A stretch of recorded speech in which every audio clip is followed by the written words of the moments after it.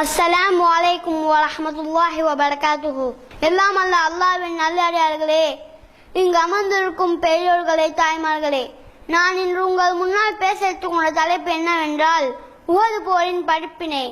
Uhud போரின் போது அல்லாஹ் நமக்கு ஏராளமான படிப்பினைகளை கூறுகிறான். அதில் முதலாவது படிப்பினை என்னவென்றால், உஹது போரின் போது நபி ஸல்லல்லாஹு அலைஹி வஸல்லம் அவர்களுக்கு பல் உடைக்கப்படுகிறது, நெற்றியில் காயம் ஏற்படுகிறது, அவர்களின் முகமெங்கும் ரத்தமாய் விழுகிறது.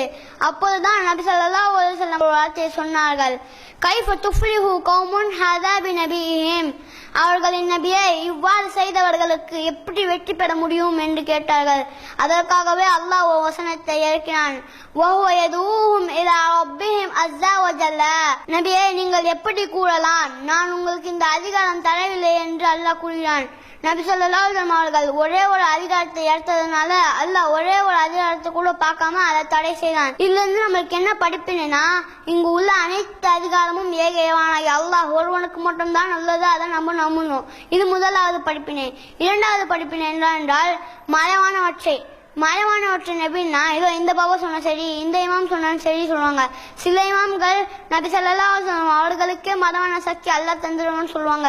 அப்படி நபி ஸல்லல்லாஹு அலைஹி வஸல்லம் அவர்களுக்கு மறைவான சக்தி தந்திருக்காங்க, அவங்களுக்கு முன்னாடியே தெரிஞ்சிருக்காதா, உஹது போல எனக்கு பல் உடைக்கப்படுகிறது, நெற்றியில் காயம் ஏற்படுகிறது, இப்படி தெரிஞ்ச உடனே அவங்க தப்பிச்சிருப்பாங்க. ஆனா அவங்களுக்கு அந்த தெரியல. இதுல இருந்து நம்மளுக்கு இரண்டாவது படிப்பினை என்னென்றால், மறைவான சக்தி அல்லாஹ் நபி ஸல்லல்லாஹு அலைஹி வஸல்லம் அவர்களுக்கு தரல. இது இரண்டாவது படிப்பினை. மூன்றாவது படிப்பினை என்னவென்றால், உஹது போர் ஆரம்பிக்கும் போது நபி ஸல்லல்லாஹு அலைஹி வஸல்லம் அவர்கள் சில கூட்டாளிகளை உஹது மலையில போய் நில்லுங்க சொல்றாங்க. நான் எப்போ கீழே வர சொல்றேனோ அப்பதான் நீங்க வரணும்.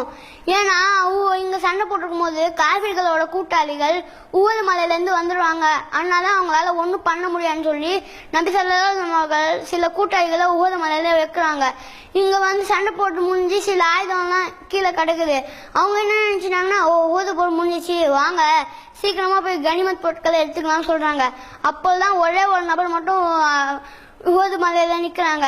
ஏன்னா நபி ஸல்லல்லாஹு அலைஹி வஸல்லம் சொல்லல, நான் இங்கதான் நிப்பேன் சொல்றாங்க. எல்லாமே வந்து இந்த கனிமத் பொருட்களை எடுக்கிறாங்க.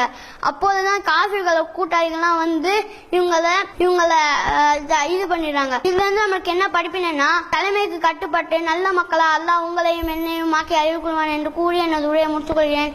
வாஹிதான அல்ஹம்துலில்லாஹி ரப்பில் ஆலமீன். அஸ்ஸலாமு அலைக்கும் வரஹ்மத்துல்லாஹி வபரகாத்துஹு.